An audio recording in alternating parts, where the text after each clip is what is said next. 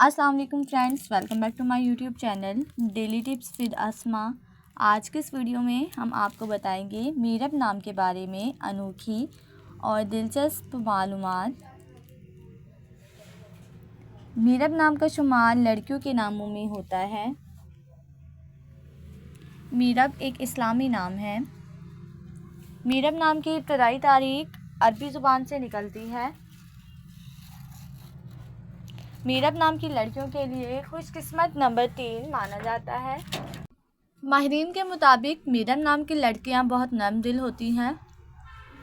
मीरब नाम का मतलब है जन्नत का एक फूल। मीरब नाम की लड़कियों के लिए खुशकिस्मत दिनों में जुम्मा और सोमवार का दिन शामिल है। मीरब नाम के अफराद के लिए मुवाफिक रंगों में नीला और सब्ज रंग शामिल है।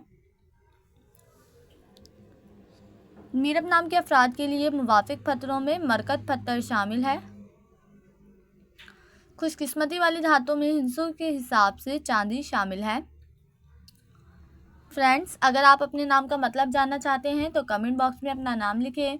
इंशाल्लाह हम आपके नाम की वीडियो ज़रूर बनाएंगे। Thanks for watching. अल्लाह हाफिज़।